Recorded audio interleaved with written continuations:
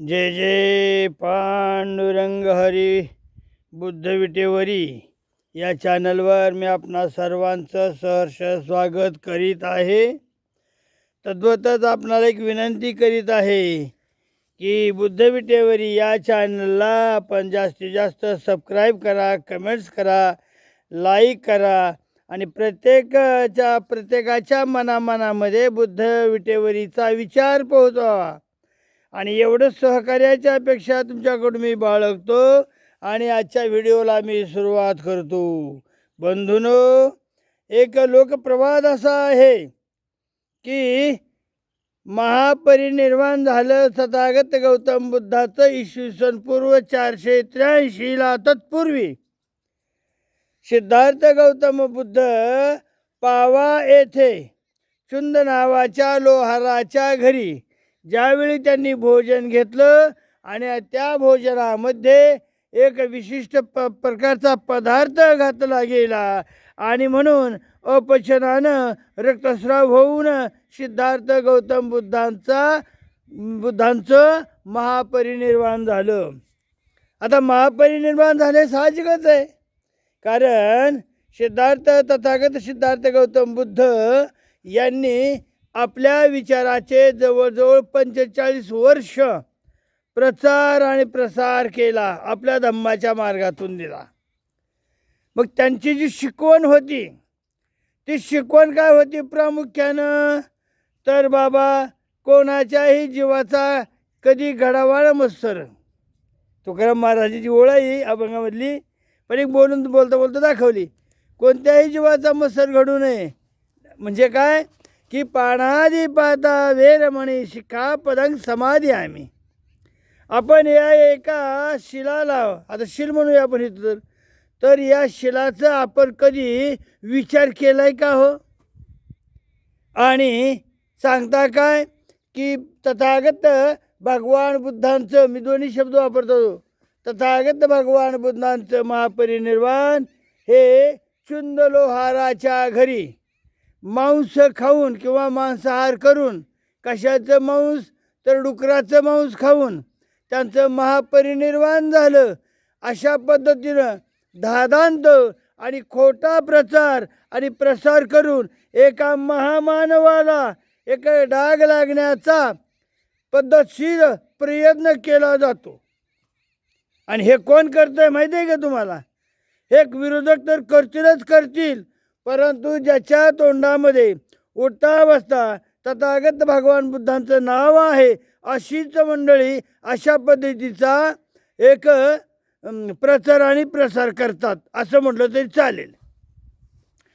आता तथागत बुद्धाची शिकवण अगोदर तुम्हाला मी सांगतो. शिकवण काय दिलेली आहे, आणि हे मी माझ्या अंगचं बोलत नाही, मी माझ्या मनातलंही बोलत नाही.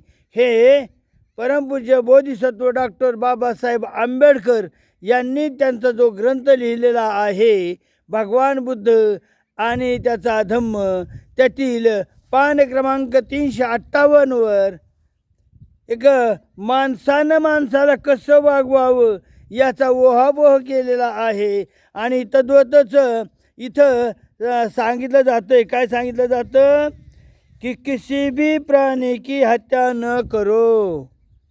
अर्थात तथागत भगवान बुद्धाने देखील सांगितलं तेच, परमपूज्य बोधिसत्व डॉक्टर बाबासाहेब आंबेडकरांनी सांगितलं तेच. मग एवढं होऊन देखील आपण कसे म्हणू शकता की बुद्धांचं महापरिनिर्वाण एक अभज्य भोज घेऊन किंवा मांसाहार करून झालेला असेल तर हे चुकीचं आहे ना बाबांनो? सगळं असं होत नाही ना. मग तुमच्या माहितीसाठी सांगतो की अशा पद्धतीची जी अफवा उठवली ती भारतीय त्यावेळच्या, मी म्हणतो आता नव्हे 2500 वर्षापूर्वीचे जे भिक्खू होते ना, त्यांनी ही अफवा उठवलेली नाही. ज्यावेळी आपला हा बुद्ध विचार बाहेरच्या देशात जाऊ लागला, बाहेरच्या देशातून उत्सुकतेपोटी जे लोक भारतात येऊन पाहू लागले, मग त्यांनाही वाटू लागलं नव्हे, त्यांनी खोटा नाटा प्रचार आणि प्रसार करण्यासाठी अशा पद्धतीचं कदाचित लिखाण देखील कुठे केलं असेल. मला माहीत नाही कुठे लेख केला असेल, परंतु माझ्या वाचनामध्ये, माझ्या पाली लिपीच्या अभ्यासामध्ये, माझ्या पाली भाषेच्या अभ्यासामध्ये आणि ग्रंथ त्रिपिटकेमध्ये अशा पद्धतीचं कुठलंही लिखाण आलेलं नाही. आता एक शब्द आलेला आहे त्याचं काय, शुकर मद्धव. लक्षात आलं तुमच्या, शुकर मद्धव. आता शुकर मद्धव याचा अर्थ काय होतो, तर शुकर म्हणजे गोड. लक्षात आलं का. आणि मध्यम म्हणजे कंद, एक प्रकारचं जमिनीच्या खाली पोटाखाली उगवणारे जे कंद असतात ना, त्याला एक काही लोक त्याला काय म्हणतात, मध्य म्हणजे माडगे वगैरे. तसं नाही बाबा. शुकर आणि शुकरचा एक शब्द घेतला लोकांनी, काय तर म्हणे डुक्कर. आता सुवर वेगळा, सुकर वेगळा. आणि ज्यावेळी भगवान बुद्ध आणि त्यांचा विचार या देशामध्ये चालत होता, त्यावेळी कदाचित माझ्या मतानुसार सांगतो तुम्हाला, की उर्दू असू द्या, हिंदी भाषा असू द्या, आणि त्याच्यामध्ये ज्याला पण सुकर, काय सुवर, डुक्कर अशा पद्धतीचा शब्द नसावा असं मला वाटते. कारण त्यावेळची भाषाच मुळी अर्धमागधी होती. कमीत कमी भगवान गौतम बुद्धांच्या जो परिसर आहे, कुठला तुमचा राजगृह, नालंदा, पावापुरी, बुद्धगया, श्रावस्ती, वैशाली, आणि हे सगळे भाग मी पाहिलेले आहेत. लक्षात आलं का, मी सगळं पाहिलेलं आहे सगळं. तर अशा पद्धतीचा जो भाग आहे, तिथं जास्तीत जास्त आजकालची भोजपुरी बोलली जाते ना, भोजपुरी म्हणतो आपण त्याला, तर ती भाषा होती.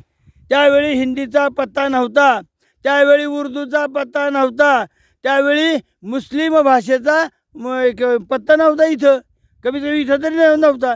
आता बाहेरच्या देशामध्ये मी सांगू शकत नाही काय असेल ते, परंतु माझ्या एका अभ्यासातून असं दिसलं की हा जो सुकर हा शब्द जो आहे तो सुवर किंवा डुक्कर याला अनुसरू नाही, परंतु ते डुकराचं मांस खाऊन किंवा अशा पद्धतीचं घाण एक मांस खाऊन, आता माझ्यासारख्या माळकरी माणसानं ते बोलू नये शब्द, आणि मी बोलतसुद्धा नसतो, परंतु एक सांगायचं माझं मतीचा अर्थ असा आहे की तुमचं शिक्षण जरा कमीच आहे, बुद्धीची लेवल जरा कमीच आहे. त्याच्यासाठी मी नेहमी म्हणत असतो, पाली लिपी शिका, पाली भाषा शिका, व्याकरणात सहज शिका, आणि मी शिकवायला तयार आहेच की. पण आजकाल कोणी येतच नाही, नका येऊ, चला. आता हा प्रचार आणि हा प्रसार का केला गेला हे महत्त्वाचं कारण आहे.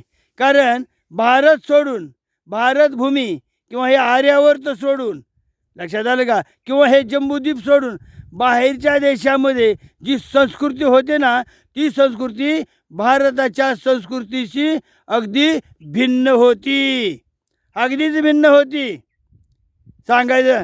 आणि ही भारतीय संस्कृती आहे, ही एक प्रकारे उच्चस्तरीय अशी संस्कृती होती. तुम्ही त्याला आर्य संस्कृती म्हणा, तुम्ही त्याला सिंधू संस्कृती म्हणा, पण बाहेरच्या देशापेक्षा सर्वश्रेष्ठ संस्कृती जर कोणाची असेल तर ती आमची भारतीय संस्कृती होती.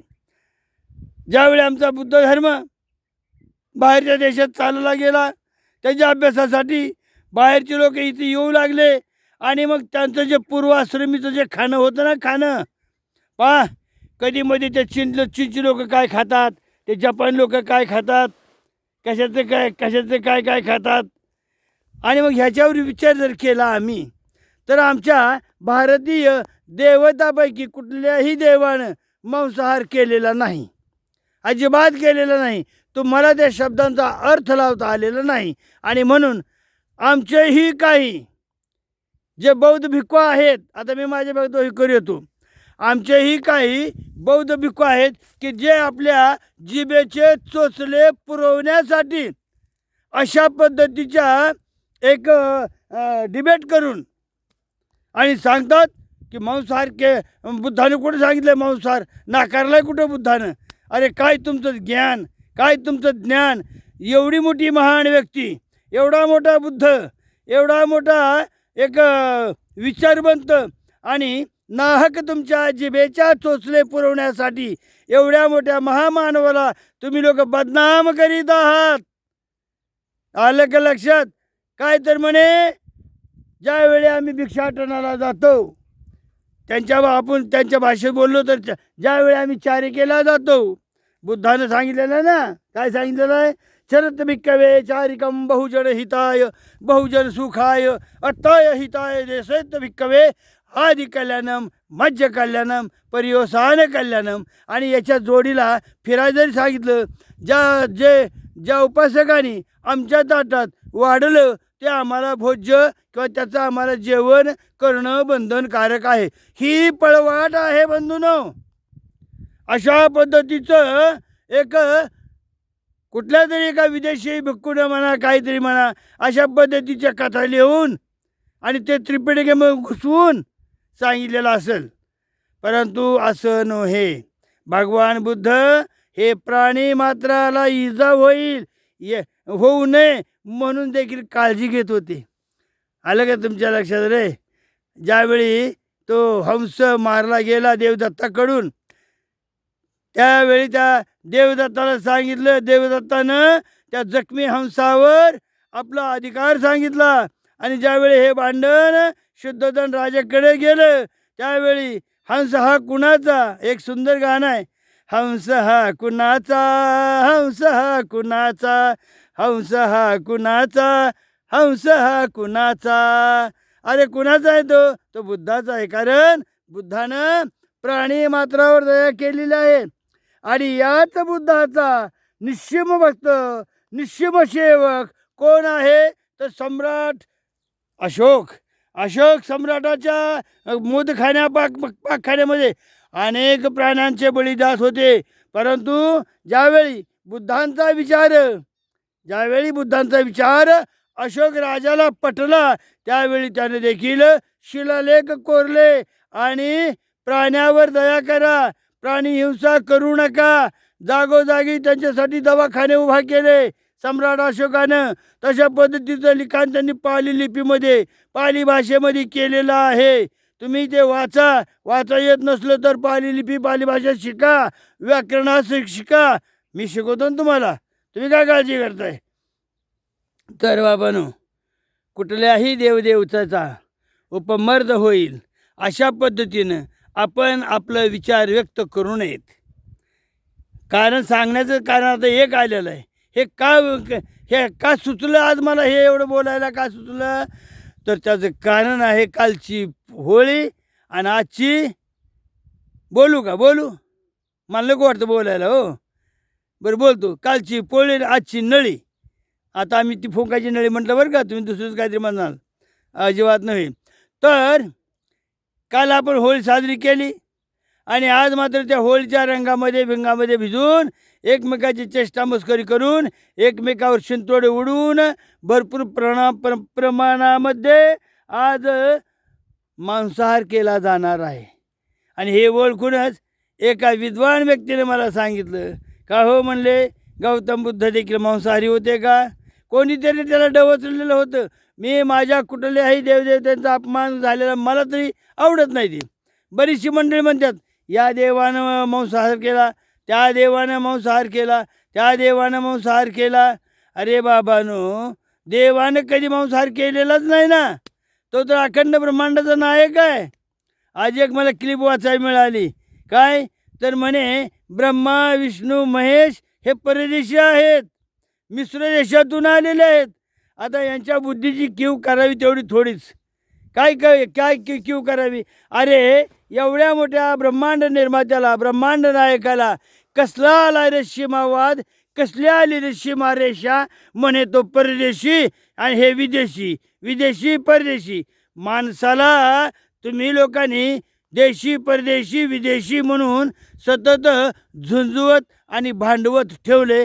आता तुम्ही लोक देवाच्याही मागे लागलात की काय?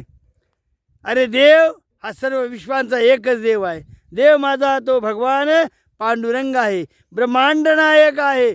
त्याला कसल्या सीमा आल्या त्या? ब्रह्मा विष्णू महेश यांना कसल्या सीमा आल्या त्या? हे ब्रह्मांड नायक आहेत. ऐका तुमच्या माहितीसाठी सांगतो दादा हो, हे कोणी अशा पद्धतीचं जे कोणी लिखाण करतं किंवा हुल उठवतं ना, त्यांचा उद्देश हा वेगळाच असतो. आपली भारतीय संस्कृती, आपला भारतीय धर्म आणि आपला भारतीय देश हा एक ज्वलंत आणि जिवंत आपल्याला ठेवायचा आहे, प्रत्येकाला ठेवायचा आहे. त्याच्यामुळं कोणी कसलाही वितंडवाद करू देत.